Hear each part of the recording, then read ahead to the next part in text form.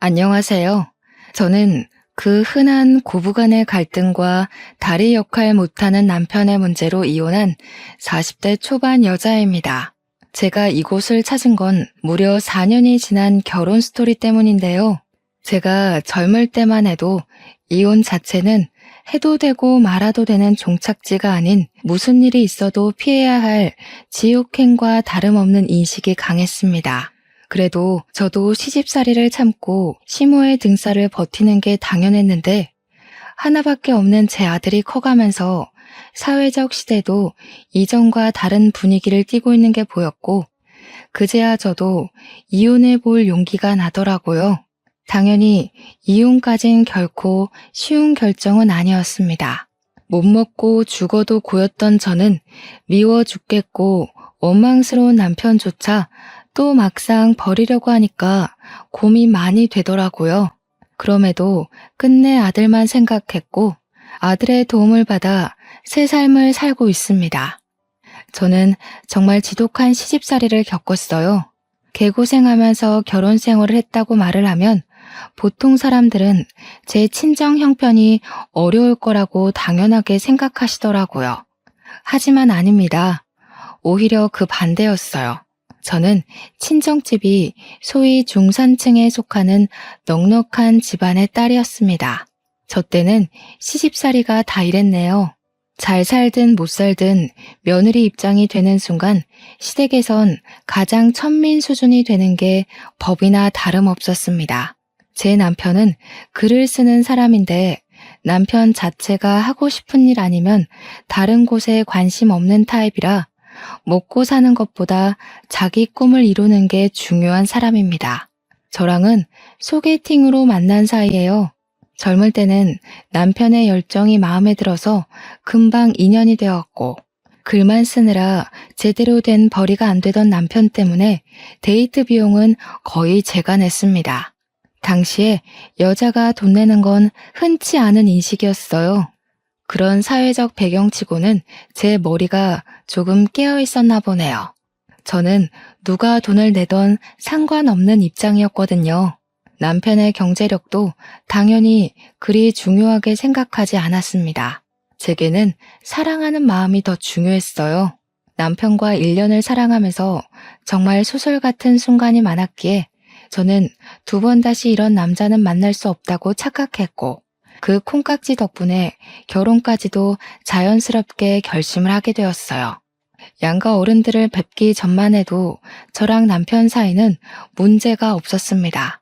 그러나 상견례 날 예상치 못한 일을 겪게 되어 저는 남편의 여건을 배려해서 장소 예약을 우리 친정에서 잡고 미리 계산까지 해놨는데요.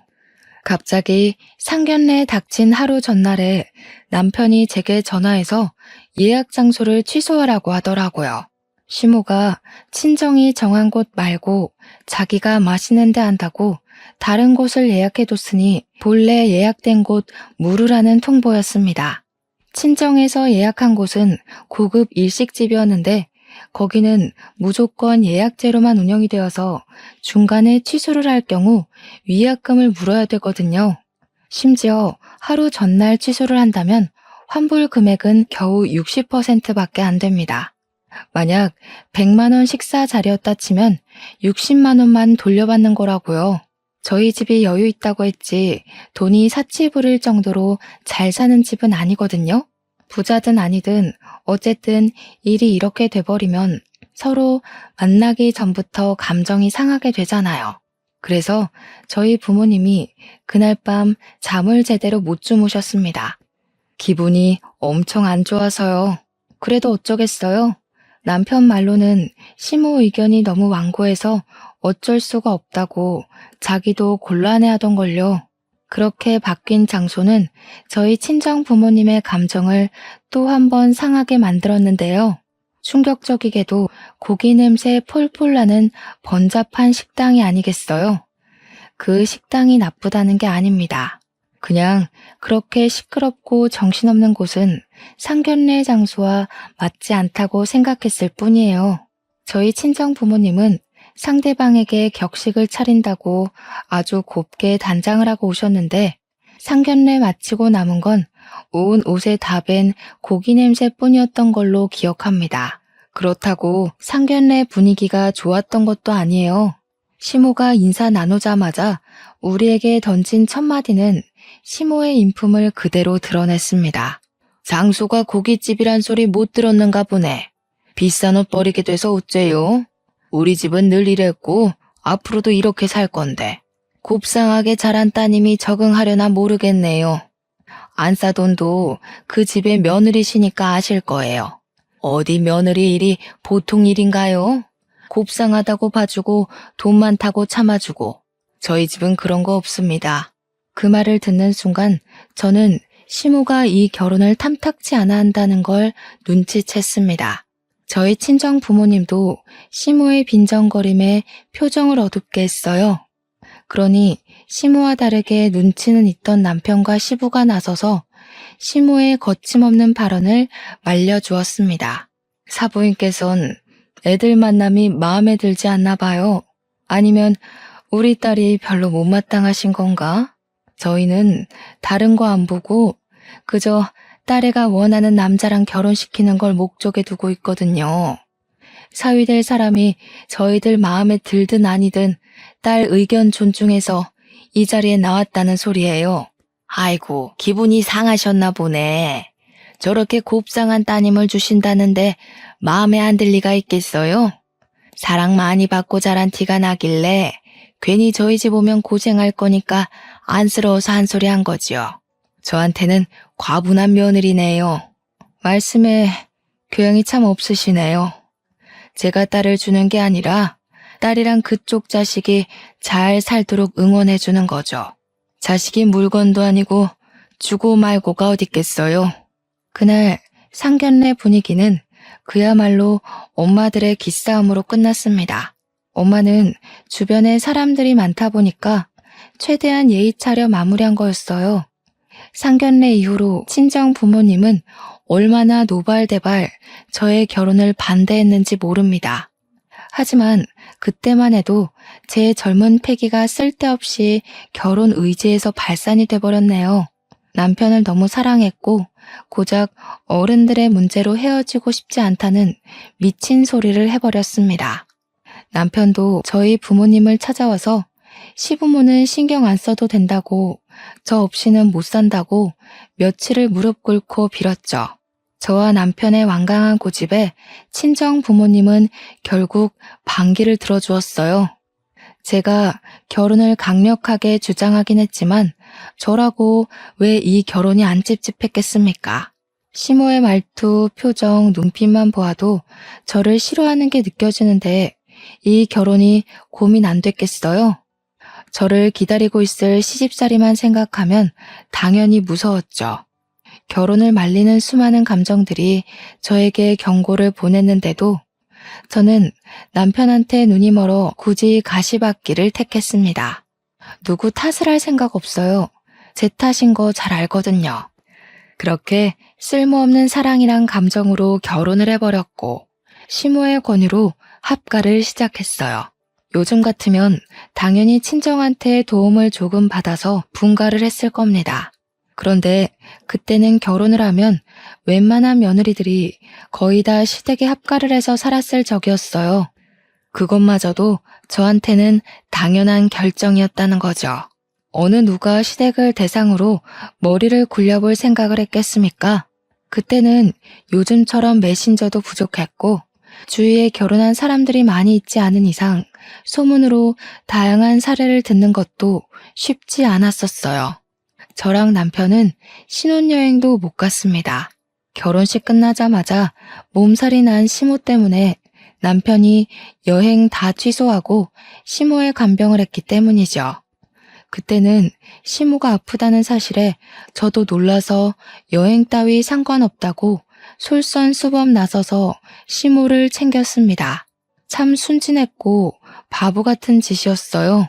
나중에 결혼한 지 1개월 정도 지나고 난 후에 시부가 저희를 배려해줘서 그나마 제주도 여행 정도는 다녀올 수 있었습니다. 그게 저와 남편이 둘만 즐긴 여행의 끝이었어요. 저는 결혼한 지 5개월 정도부터 나이 30대 중반이 될 때까지 시댁에서 씻지 못할 상처를 경험했습니다. 시모가 저를 별로 마음에 안 들어 한다는 건 알고 결혼을 했거든요. 그런데 그 미움의 강도가 그렇게 강할 줄은 몰랐어요. 시모는 제가 한시도 무릎을 펼 수 없게 만들더라고요. 시모 집이 대단하게 큰 건 아니었지만 그래도 방이 무려 3개가 있고 거실도 낙낙한 수준인데요. 그걸 저는 매일 손걸레질을 해야 했습니다. 남편이 밥 먹고 나서 하라고 하면 시모가 남편한테 쓸데없이 여자일에 입대지 말라고 했고, 남편이 와서 그만 자라고 하면 시모가 할 일도 안 끝냈는데 기어들어가 잘 생각부터 하냐고 제게 눈치를 엄청 줬어요. 제가 임신을 했을 때도 시모의 용심은 하늘을 찔렀습니다. 걸레질은 당연했고 빨래, 설거지, 시모 등 때밀어주기 등등 갖가지 고생을 다 했어요. 시모가 용띠인데 제가 용띠를 싫어하는 이유도 다 시모 때문일 정도로 시모의 모든 것이 저를 살떨리게 만들었습니다. 아, 그리고 제가 출산에 거의 임박해갈 무렵 시모가 임신에 좋다면서 무슨 한약을 지어줬는데요.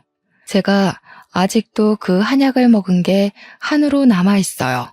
그 약 다 먹을 때쯤에 제 몸에 변화가 심각하게 왔었는데 산모로서 적당 수치의 몸무게보다 제가 10kg는 더 살이 쪄버린 거예요.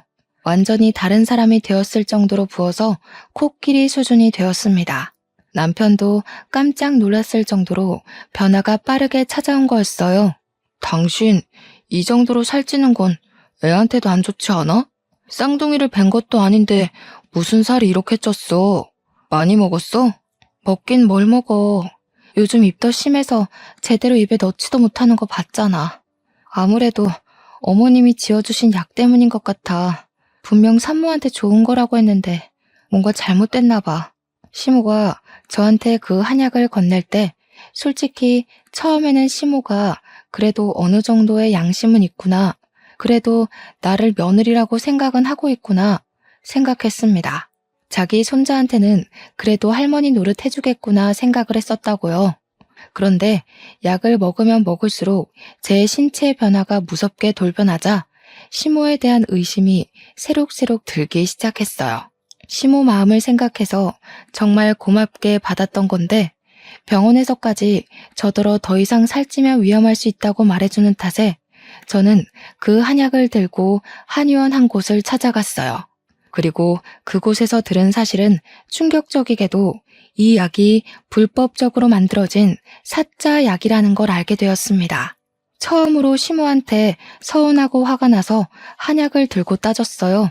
어디서 어떻게 구하신 거냐고 물어보니까 시모가 말하길 이게 어디 한의원에서 지은 약이 아니라 동네 주민 중에 한약하는 사람이 있는데 그 집에 가서 만든 약이라 하더군요. 그냥 가정집에서 만들어진 근본 없는 약이라는 겁니다. 어머님, 그렇게 증명 안 된 곳에서 약을 지으신 거면 처음부터 그렇게 말씀하셨어야죠. 분명 산모한테 좋은 거라고 하셨잖아요. 그런데 이게 뭐예요?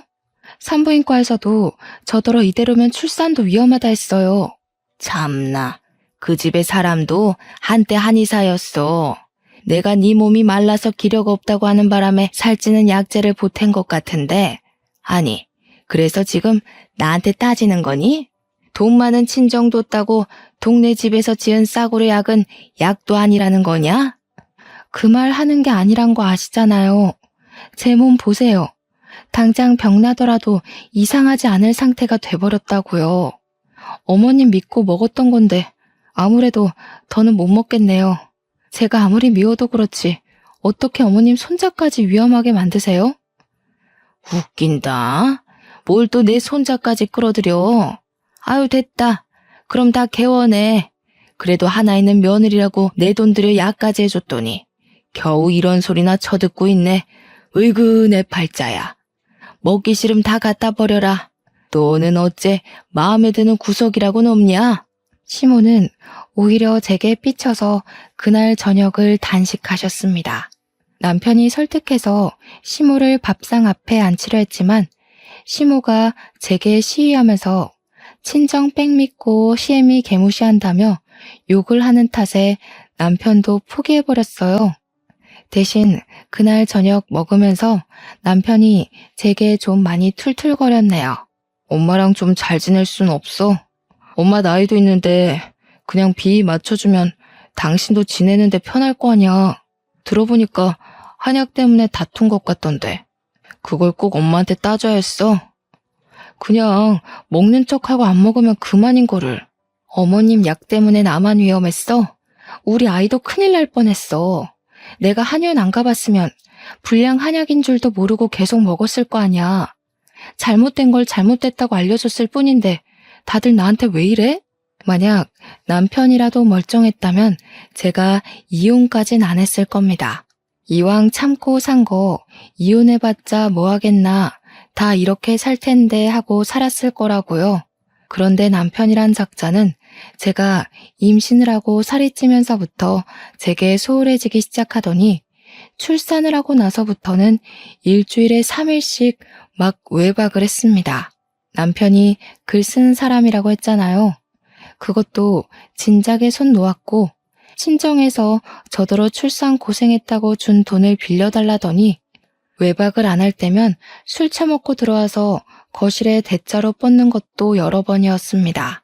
점차 실망스러워진 남편이 너무 미워서 남편이랑 싸우기라도 하면 시모가 뒤늦게 저를 불러다가 어디 남편한테 언성 높이냐고 효자손으로 저를 쿡쿡 찌르며 혼을 냈어요. 안 그래도 시모가 준 약 때문에 출산을 하고 나서도 붓기가 안 빠져서 살이 돼버린 게 짜증이 났거든요. 앞뒤 상황은 전혀 귀담아 들을 생각 없던 시모가 남편을 대놓고 감싸자 더 꼴보기가 싫었습니다. 제게 악마 같은 시모는 남편에겐 아주 천사엄마였어요. 남편이 술 자주 먹고 외박 자주 하고 돈만 흥청망청 써도 시모는 남편한테 미운 소리 한 번을 안 했고 오히려 용돈을 챙겨주거나 담배도 사주고 비싼 패딩 사주면서 아주 꼴불견 짓을 했네요. 손자한테는 옷 한 벌 안 사줬으면서 다 늙은 남편은 아직도 품의 아기 마냥 지극정성으로 챙겼습니다. 그렇다고 그런 시모가 남편한테 효도를 받는 건 아니었어요. 남편은 갈수록 짜증이 늘어갔는데요. 그 대상은 저뿐만 아니라 시모도 제외는 아니었다는 겁니다. 한 번은 시모가 새벽에 어두컴컴하고 화장실 가기 불편하다고 툴툴거려서 남편이 요강을 사준 적이 있었어요. 그런데 말이에요. 이게 진짜 미치고 팔짝 뛸 노릇이었는데 시모가 그 요강을 우리 방 옆에다 두고 볼일을 보는 거 아니겠어요? 언제 한번 남편이 화장실 간다고 불 다 꺼진 새벽에 방을 나왔다가 문 옆에 쪼그리고 앉아있는 시모를 보고는 깜짝 놀라서 소리를 지른 적이 있었습니다. 남편 고함에 자고 있던 저도 식겁해서 일어났었어요. 그때 남편이 시모한테 여기서 뭐 하냐고 쌍욕까지 했었습니다. 당신은 이해 안 됐던 시모 행동이 지나고 보니까 짐작이 갔는데 아마 저랑 남편이 밤에 잠자리라도 가질까봐 감시하려 했던 게 아닌가 싶습니다.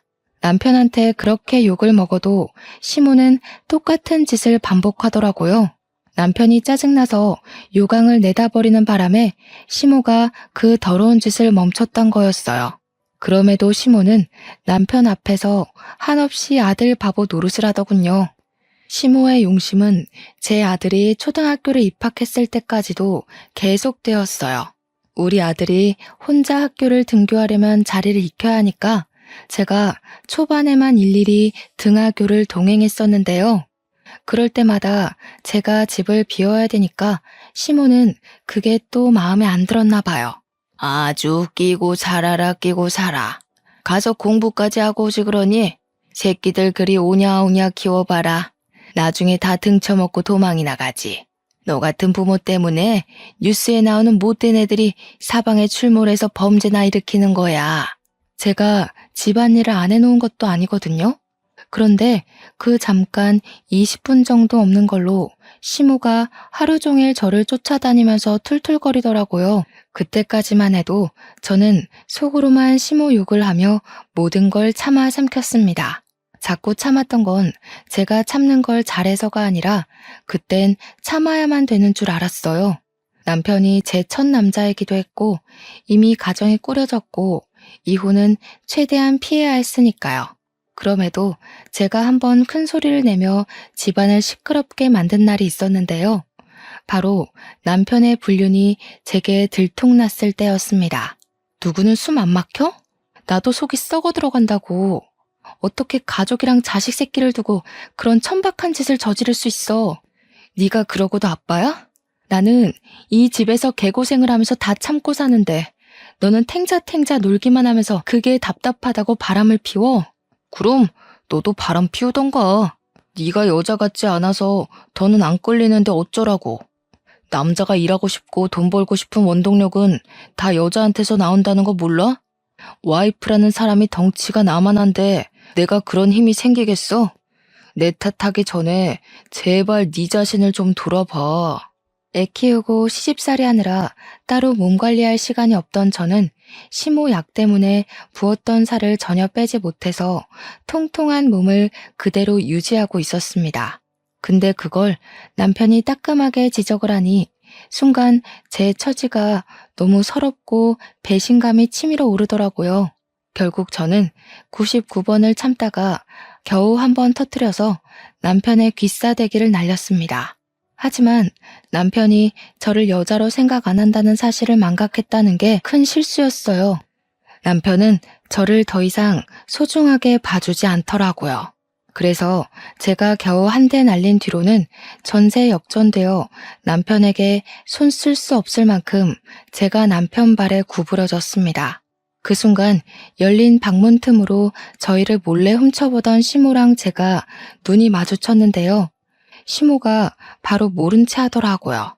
그 뒷날도 우리가 다툰 것에 대해 일절 언급하지 않았고 남편 불륜에 대해서도 전혀 물어보는 게 없었습니다.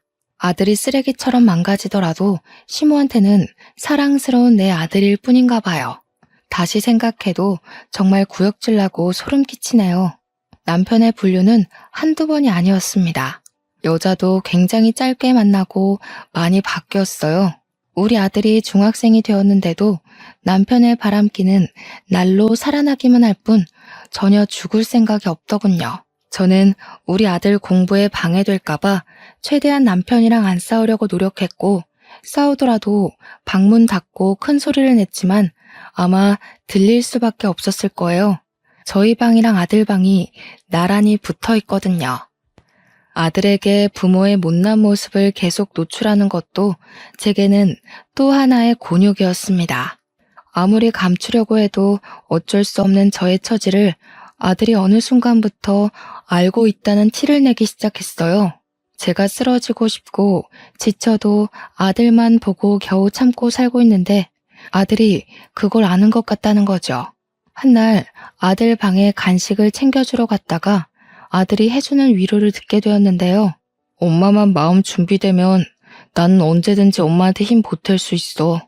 이 집에서 나가고 싶으면 말해줘. 엄마 안 다치게 내가 여기서 내보내줄 거야. 어느새 저보다 훌쩍 커진 아들을 올려다보면서 저는 엄마로서 제가 참 못난 모습을 보여주고 있었구나 싶었어요. 당시에 힘들어 미칠 지경이었지만 그래도 아들한테만큼은 강한 엄마로 보이고 싶었던 것 같아요. 마지막으로 붙들고 있던 엄마로서의 긍지를 지키고 싶었던 거겠죠. 아들이 당시 무슨 의미로 제게 그런 위로를 건넨 건지도 모른 채 저는 그저 아들에게 미소를 보였습니다. 엄마는 괜찮다고, 아빠랑 자주 싸우더라도 또 금방 화해한다고. 그러니까 우리 아들은 아무것도 신경 쓰지 말고 건강하게만 커다라고. 그렇게 말하고서 눈물이 날 것 같아 아들 방을 도망치듯 나와버렸습니다. 중학생 아들이 아무리 듬직하게 컸다고 해도 제 눈에는 아직 아기였으니까 지켜주고 싶었어요. 괜히 어른들의 세계를 빨리 알려주고 싶지 않더라고요. 그렇게 딱 죽기 직전의 기력으로만 살아가던 중 오랜만에 반가운 소식을 접하게 되었는데요. 바로 멸치잡이를 떠났던 시부가 돌아온다는 연락이었습니다. 시부는 시모 등살에 못 이겨서 쥐죽은 듯 살다가 시모가 돈 벌어오라고 하도 쪼는 덕에 우리 아들 초등학생일 때 멸치잡이를 하러 나가셨어요. 그곳에서 숙식을 하며 시모에게 돈만 보내주고 살고 있었죠. 그랬던 시부가 이제 그만 체력도 안 좋고 몸도 늙어서 멸치잡이 그만두고 집에 돌아왔는데요. 제가 무엇보다 기뻤습니다. 왜냐면 그래도 시부는 제게 며느리 사랑이 뭔지 알게 해준 분이거든요. 시모 눈치 때문에 제게 마음껏 애정은 못 주셨지만 시모 몰래 뒤에서 저를 근근히 챙겨주셨어요. 제가 목도 못 축이고 걸레질을 하는데 물도 떠다 주셨고요. 마트를 다녀올 때면 제가 좋아하는 뻥튀기도 꼭 사다 주셨어요. 이런 소소한 마음들이 제겐 마른 하늘의 담비 같은 존재였습니다. 그러니 반가웠죠. 아들 말고는 제 편 없는 이곳에서 아군이 생긴 기분이었거든요. 그런데 역시나 집안 분위기에 찬물을 끼얹는 건 늘 시모 짓이었어요. 시모는 무려 10년 넘게 멸치잡이로 타지에서 고생을 하고 온 시부에게 해도 너무한 시비를 걸었는데요. 쥐꼬리만한 돈 찔끔찔끔 보낸 주제에 뭐 대단한 일 했다고 반겨줘? 이제 골병 들어서 들어갈 돈 더 많겠네.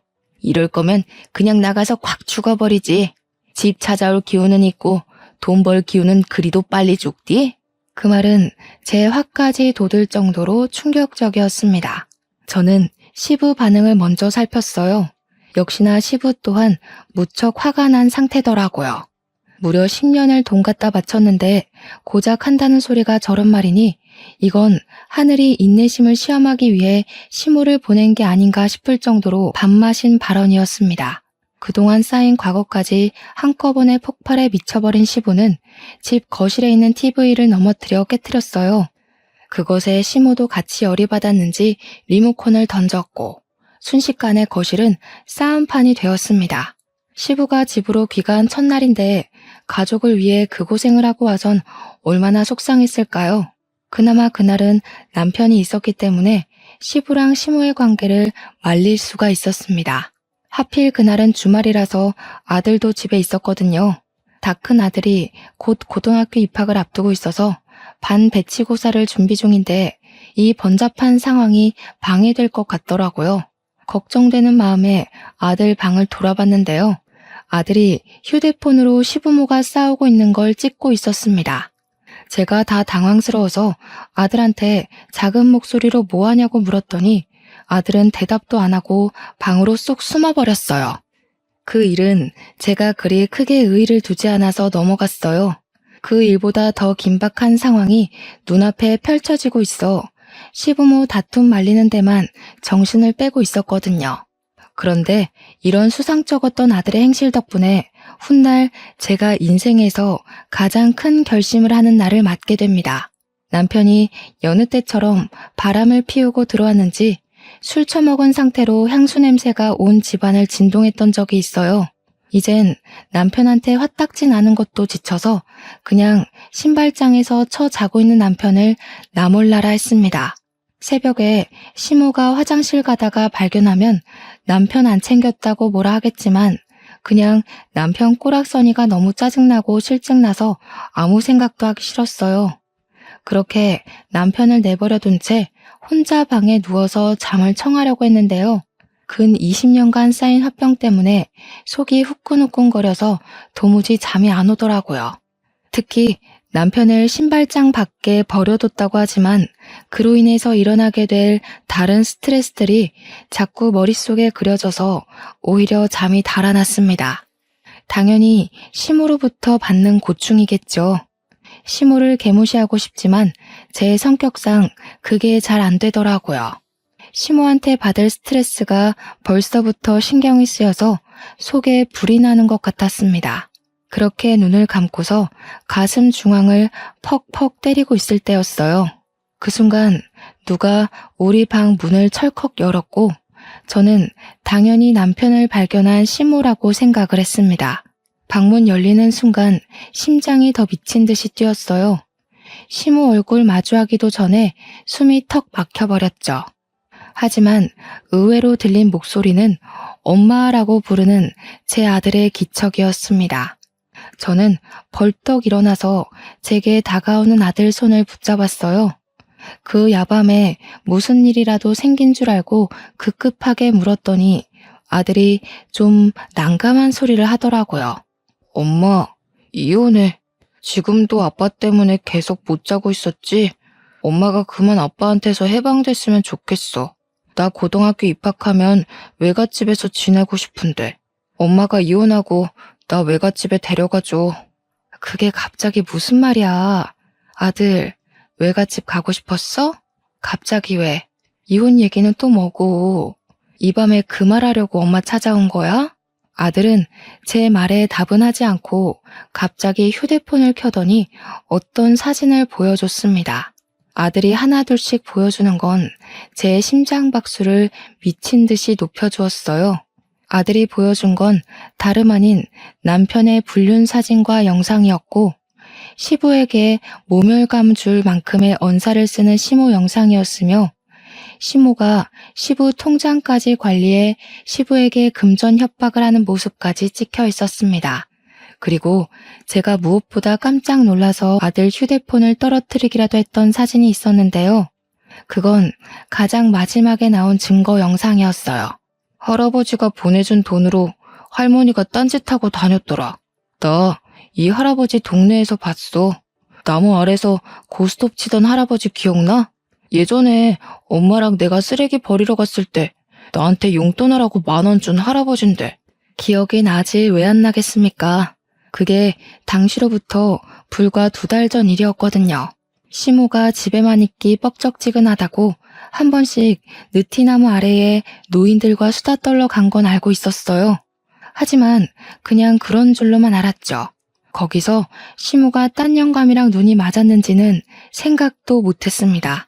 시모 불륜 증거물에만 충격을 받아 잠시 망각하고 있었는데 문득 아들이 이 많은 걸 다 어떻게 알았고 왜 이런 것들을 다 가지고 있는지 어디서 구했는지가 궁금하더라고요. 듣자 하니 아들은 제가 인간적인 대접을 못 받고 사는 게 너무 마음 아프고 자기가 대신 화가 나서 초등학교 4학년 때부터 사진을 찍고 다녔대요. 제가 사줬던 폰으로 시모랑 남편을 몰래 찍어왔다고 했습니다. 나중에 엄마한테 보여줘야지 하고 모은 게 벌써 5년치의 증거물로 쌓인 거였고 아들이 중학생이 되고부터는 혼자서 택시도 탈 수 있으니까 용돈을 아끼고 모아서 택시를 이용하여 남편의 뒤 밟았다고 해요. 아들더러 공부도 안 하고 이런 짓 했다고 나무랄 수가 없었습니다. 실제 아들은 성적이 중상쯤은 되었고 또 아들이 오죽했으면 저를 위해서 이렇게까지 했을까 싶어 마음이 많이 흔들리더라고요. 그리고 아들의 마지막 말은 제가 이혼을 결심하도록 만드는데 큰 기여를 하였어요. 엄마가 지금 이혼을 해야 아빠한테 양육비까지 뜯어낼 수 있어. 아빠 돈 없는 거지잖아. 내가 여기저기 알아봤는데 혹독하게 혼내주려면 빚쟁이로 만드는 것만큼 고통스러운 건 없더라. 사람은 가진 여유를 다 잃어야만 반성을 한대. 아들은 선생님한테도 친구들한테도 거침없이 법률 정보와 불륜 대처에 대해 알아보았다고 했고 실제 이혼 사연을 많이 찾아보면서 제기할 수 있는 소송의 종류도 적어놨대요. 인터넷상에서 공짜로 변호사에게 질의응답을 할 수 있는 커뮤니티도 있다고 했는데 거기다가 자기가 알아본 걸 전부 메일 보내 확인받기도 했답니다. 도대체 누구를 닮아서 이렇게 똑똑한 아들이 태어났을까요? 엄마 아빠가 못나서 남들 흔하게 간다는 글쌤 학원 하나도 보내준 적이 없는데 혼자서 공부도 착실히 하고 엄마 살리겠다고 연구도 많이 한 걸 보니 정말 기특하고 자랑스럽지 않을 수가 없었어요. 그날 아들에게 고맙다고 안아주면서 엄마로서의 자존심을 완전히 놓아버렸습니다. 아주 눈물을 흘려버렸어요. 그럼에도 그날만큼은 제가 못났다는 생각보단 든든한 힘이 생겼다는 느낌만 들더군요. 우리 아들이 저를 위해 이렇게 노력해 주었는데 제가 당연히 보답을 해줘야 하지 않겠습니까? 저는 살면서 처음으로 용기가 치미는 밤을 보냈고 동이 틀 때까지 이혼에 대한 결심을 하며 마음을 정리했습니다. 그리고 다음 날 꾀지지한 모습으로 일어난 남편에게 꿀물을 들고 가 그대로 얼굴에 쳐 부어버렸죠. 정신이 좀 깨니? 돼지 같은 여자랑 사느라 고생했네. 나도 더는 창놈이랑 한 이불 덮고 못 살겠다. 이 집에서 나가줄 테니까 너랑 똑같은 년 끼고 살면서 계속 거짓골로 놀고 먹어라. 아우씨, 이 여자가 미쳤나? 뭐하는 짓이야? 네가 또 정신이 나갔구나? 살찌더니 뇌에도 살이 쪘냐? 그럼 내가 또 교육해줘야지. 순간 남편이 제 머리채를 잡으려 할 때였어요. 일찍 일어난 아들이 이미부터 그걸 보고 있다가 남편한테 달려들었습니다. 남편은 숙취 때문에 정신이 핑 돌아서 그대로 나자빠지고 말았어요. 엄마한테 손대지 말라고 소리치는 아들한테도 남편은 쌍욕을 하며 삿대질을 하기 시작했습니다. 그때 거실 밖으로 나온 시부모가 저희를 목격했는데요. 시모는 자기 아들이 신발장 구석에 패대기 쳐진 꼴을 보고서 제게 쌍심지를 켜고 달려들었어요. 저 또한 당시 무슨 자신감이었는지 손에 들고 있던 쟁반으로 어그적 달려오는 시모를 날려버렸습니다. 시모가 깜짝 놀라 소리도 못 지르고 대굴대굴 굴렀어요. 내가 언제까지 참아줄 거라 생각했어요? 끝까지 사람 굴리고 괴롭히면서 재미 좀 많이 보셨겠네요. 제가 어머님이랑 몇십 년을 부대끼고 살면서 배운 게 하나 있어요. 이젠 제가 좀 재미를 보려고 하거든요. 기대되시죠? 아이고 허리야. 정신 나간 년이 감히 시애미를 잡아뜨려? 이게 약을 먹었나? 어디서 싸가지 없게 입을 놀려? 너 진짜 미쳤냐? 저 정도는 미친 것도 아니더라고요. 앞뒤 다르게 가면 쓰고도 뻔뻔하게 얼굴 쳐들고 사는 사람도 있던데 그 사람이야말로 진짜 희대의 미친년이 아닌가 싶어요. 제가 보고 얼마나 놀랐는지 아세요? 어머님도 저보다 훨씬 대단한 쌍년이 누군지 궁금하시죠? 아, 너무 기대되네요. 식구들한테 버림받을 그 사람의 처지가 코앞이라. 저는 아들이 프린트해준 시모의 불륜 사진을 시모 앞으로 촤라락 뿌려버렸습니다. 온 거실로 퍼진 시모의 5년치 불륜 사실이 모든 식구들 눈에 들어가게 되었어요. 그 종이를 날리는 순간 제 속의 화병이 함께 화르르 날아가 버리는 듯한 느낌도 받았습니다. 다들 프린트물을 보고 보기 좋게 놀란 얼굴이더라고요. 시모는 아까까지만 해도 며느리가 사람 죽이네 병원비 내놔라 하면서 허리를 부여잡더니 그것도 거짓말이었는지 허겁지겁 그 프린트물 감추는데 사력을 다했습니다. 하지만 그게 어디 숨겨지겠습니까? 5년치 사진을 다 뽑느라 아들 프린트에 잉크가 떨어졌는데 그 방대한 양을 어떻게 바로 숨기겠어요. 시부 눈에 들어가는 건 당연했고 시부는 그 사진들을 구기면서 분노로 부들부들 떨고 있었습니다. 그런데 그 사이 일어난 남편이 또 저를 덮치려 했어요. 아들이 아니었다면 제가 머리통 한 대는 맞았을지도 모릅니다. 저는 바로 남편한테 달려들어서 아들에게 손찌검 하려는 남편을 밀며 남편 팔을 깨물었어요. 여자처럼 멋없게 비명을 치던 남편도 저를 째려보다가 뒤늦게 시모 불륜 사진을 보았습니다. 무척 당황한 표정이더군요. 어떻게 부모 자식이 똑 닮았다? 네 거 없을까봐 아쉽지. 걱정 마. 우리 똑똑한 아들이 친히 네 것까지 준비했더라고. 너 같은 걸레한테는 합의도 아까워서 말이야. 소송 감당하려면 꿀물 처먹고 얼른 속 차려서 위자료 미리 준비할 거야. 어디 제주껏 돈 구해봐. 쭈글탱 아줌마들 만나면 큰돈 좀 꿀 수 있을 것 같은데? 당신 이 여자 저 여자 안 가리잖아. 남편은 숙취 때문에 벌개진 눈을 하고서 상황 파악을 열심히 하고 있었습니다. 머리가 빨리빨리 안 돌아가나 봐요. 그러거나 말거나 더 이상 제 남편도 아닌데 제가 챙길 일은 아니라고 생각했네요. 남편이 아니라는 것만으로도 얼마나 마음이 편하던지 속에 묵혀진 화병이 쑥 내려가 버렸습니다. 그 사이 우리 아들은 시부한테 다른 영상까지 보여주면서 할머니한테 소송하고 상간남도 소송하라고 차근차근 설명해주고 있었어요. 게다가 시부 입장은 시모가 시부에게 극한의 모멸감을 주면서 돈을 협박했기 때문에 협박죄까지 물을 수 있다고 하더라고요. 그러니까 할아버지, 저런 쓰레기 같은 사람들 때문에 더 이상 할아버지 인생 낭비하지 마요. 저 쓰레기들은 가족 타이틀 벗기면 아무짝에 쓸모없는 부패물일 뿐이에요. 주변에 독되는 사람들은 뭐가 됐든 그냥 버려야 해요. 할아버지가 행복하면 나중에 알아서 다시 좋은 사람들이 붙을 거니까 지금은 할아버지가 행복해지는 게 우선이에요. 시부는 제 아들을 기특하게 보면서도 아들 말이 하나도 틀린 것 없다면서 저처럼 큰 결심을 하셨습니다. 그 자리에서 시부는 시모한테 단단히 각오하라며 이혼 소송을 선언했고, 돈 없으면 그 당산나무 영감한테 가서 도와달라고 사정하라면서 자기한테는 씨알도 안 먹힐 용서 빌지 말라고 하셨어요. 이제야 자세 낮추는 것 말고는 방법이 없다고 생각한 시모가 시부한테 매달리며 시부 발목을 잡고서 절절 매기 시작하더군요.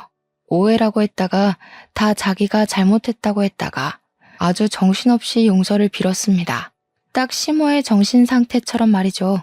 거머리같이 들러붙은 시모를 그대로 발로 밀어버린 시부는 저희 아들을 데리고 앞으로 어떻게 해야 되는지 자문을 구했어요.